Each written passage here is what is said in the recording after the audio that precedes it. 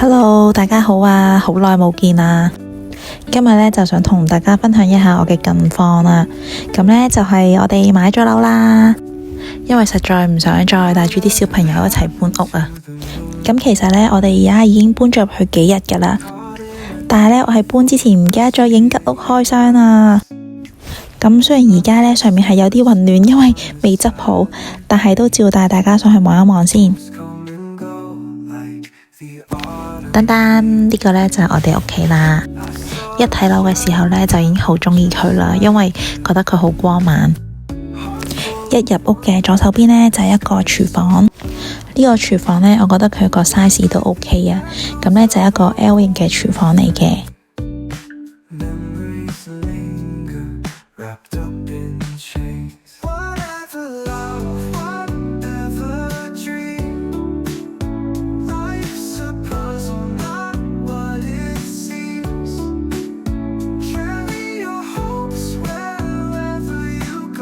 呢一個洗衣機我之後要推返入去。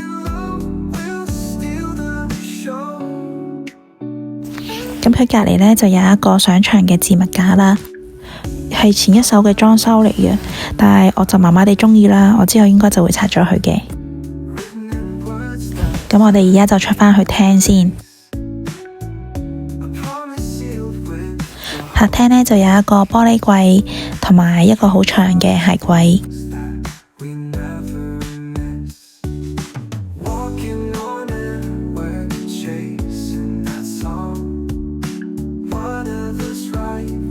飯廳嗰邊呢，就有一個好大好深嘅一個組合櫃，佢個深度呢有50cm 嘅。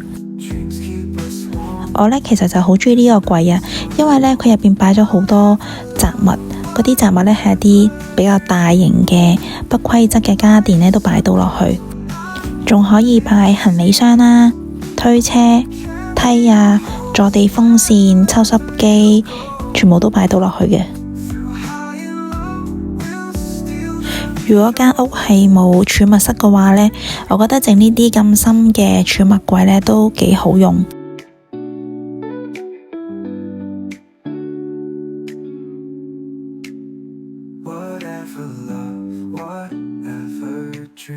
咁呢個就係飯廳啦，但係我就未拆開啲嘢。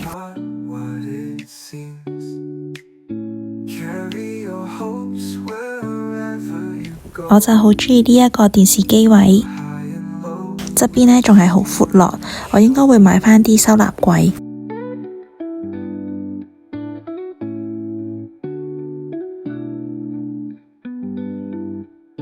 梳化後面有一個特色牆，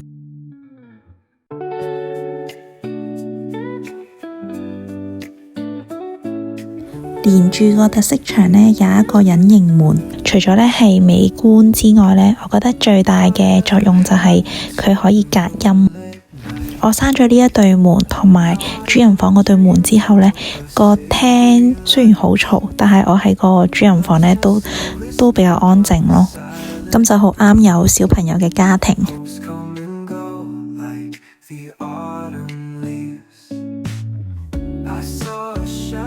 呢一個呢就係個廁所客廁，灰色牆磚就冇咁容易污糟。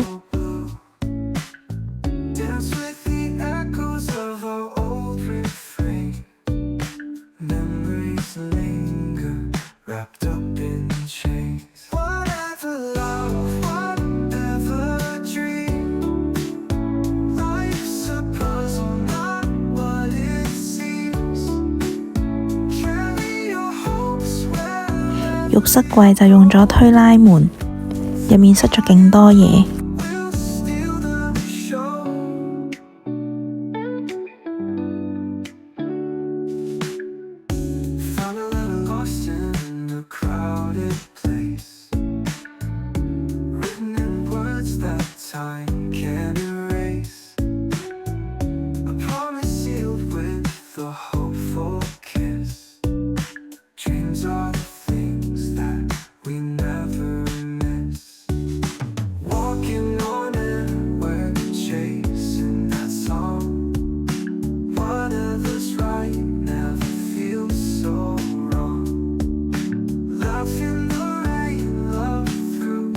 等等，呢間房呢就係未執啊，咁佢就係一間小朋友房，依稀見到呢個係一個書台，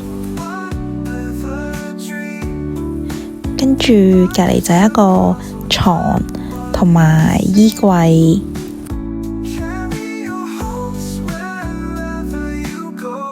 床後面呢仲整咗啲櫃仔，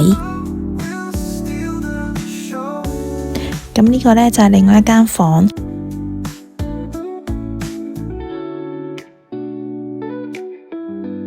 又係有一張書台同埋書櫃，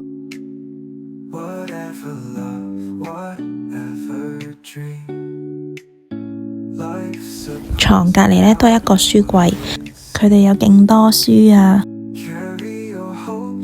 呢一間房呢，其實就大過頭先嗰間房少少，但係呢睇落去就大好多咯，因為佢整咗個架高床。其實如果個小朋友呢大啲，唔驚佢跌落嚟呢，我覺得都係整呢啲架高床就慳好多位。床下面呢就做咗個衣櫃，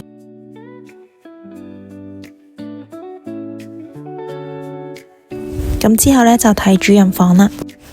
呢個呢就係主人房套廁，佢係前一手裝修，咁呢就整咗個透明嘅廁所門，我就應該之後就換咗佢啦，因為實在太冇私隱啦。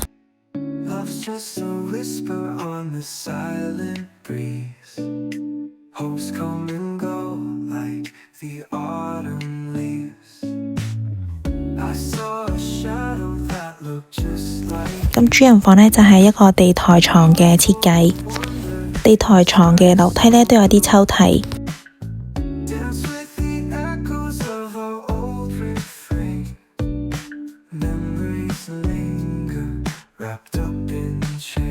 呢度都有個對流窗，不過我就比較少開。呢一間房呢，就裝到勁多嘢。